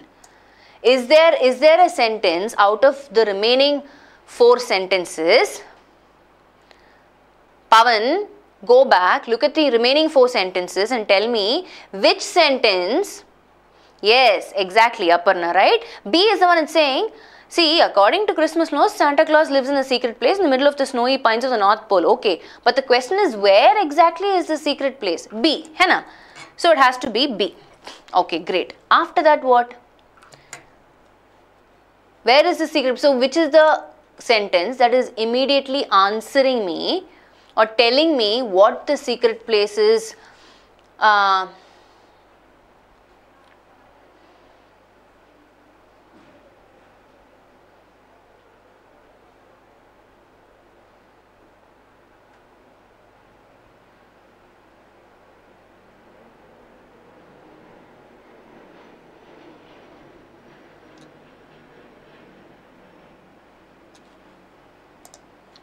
CB, so some of you are saying A, some of you are saying E. Now let's look at E and A. Let's understand what can follow. Okay, I already said, hello, listen, I already said when I have the definite article, it will always make reference. Santa Claus village, but in terms of that particular place in the middle of the snowy pines of the North Pole, the only thing that is, Selvi, I don't think there's a problem with the audio, just check at your end. The only thing that is establishing that fact, right? What is giving me that information that where it is located? So it's saying here, since 2010, Rovaniemi, the capital of Finnish Lapland, has marked itself as Santa's official home. This is the one that is introducing that fact to me, and then I have, where is that Santa's official home located? A, situated a few miles from the city, the Santa Claus village is located in front of a huge gas station. Are you guys following? So if you look at it, according to Christmas lore, yes, there is a possibility of you choosing A after B instead of E, but for me, E is the one because of this introduction saying has marked itself as Santa's official home. And where is this located? A answers the question. That's why after B, it is E and not A. And I will always pay attention to this definite article, the. Okay. So for me, marked itself being a clue phrase saying, introducing this is what or this is why it is considered as Santa's official home. And where is it located? A. So C, B, E, A. And then we only left with D, which says Tourists rush to cross the Arctic Circle marked by a white line to meet Santa Claus in his wooden home with a pointed roof. CBEAD. So I am guessing most of you might have got this sequence as CBAED. Right?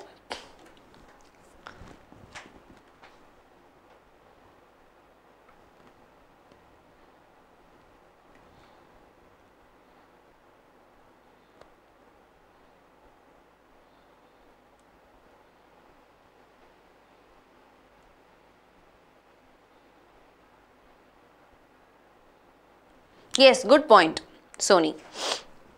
Right, that's another thing. The city, paying attention to the definite article again. Which city? The city that is mentioned in E. Super. I am so proud of you guys. CBEAD is our final sequence. I don't attempt parajumbles. It's time consuming and risky. Harshad Mahajan's opinion. You can take it or leave it. I suggest you leave it. Okay, what I'm saying is, it's not a very difficult jumble sentence actually. Right? Or if you pay attention to the, exactly, if you pay attention to the definite article and pay attention to stuff like, you know, like the city, which somebody rightly pointed out. Yeah.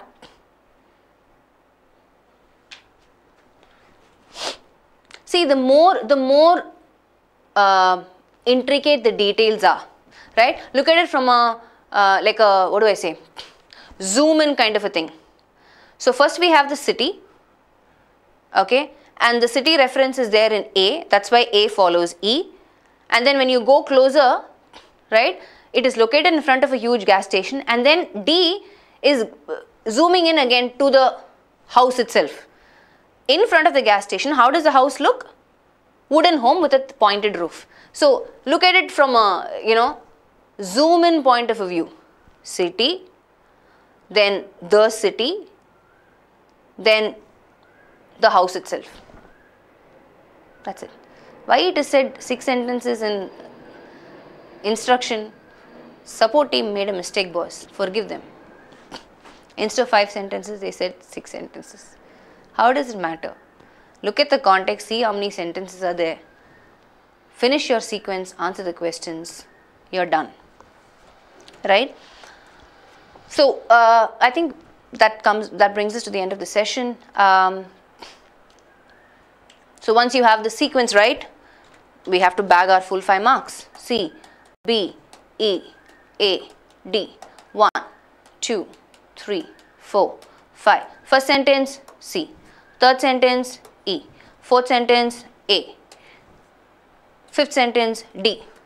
Second sentence, B. Done. Full 5. Yes, Ashwin. How can I help you? That's it, no? Wait, let me check. Yes, that's it. Selvi wants to. Selvi and Surya is waiting for you, Ashwin. What is your question? Rajashekar also. 5 of us are waiting for your question. Do you have a question? You are typing? Okay. So while Ashwin types the question. Yes, Dushant, I will.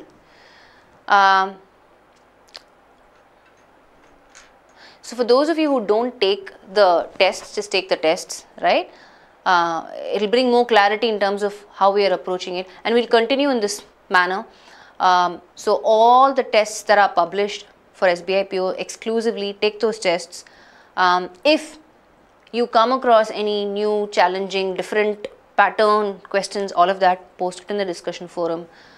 We will be incorporating those questions in the coming tests as well. So it's not like you won't miss out on, oh, this is a new pattern, how come this was not part of the test? It will be part of the test, don't worry, but take the test so you don't miss out. Yeah.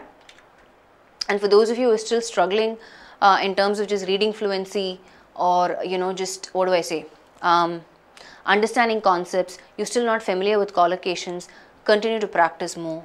Yeah. Abhinaya, did you post it here or you put it on the discussion forum? Can you put it in the discussion forum? Because I might have overlooked them, right? Because I'm looking at the screen, I might have not looked at the comments box at that time. So whatever I missed, please put it in the discussion forum. We'll discuss it there. Request all of you to go through questions in the discussion forum, some very interesting questions, difficult questions, challenging questions, which is good too. Yes, I'm hungry and I'm sleepy, which I'm going to do right now. Okay, so I am check English psychological doctor, ma'am. What? I didn't understand. No, you will not be able to take it on Monday. Oh, thank you, GV. I didn't know the PPT was on. Chalo. Have a nice weekend, guys. And don't lose focus, huh? I mean, that's the reason why we are here, to crack that exam.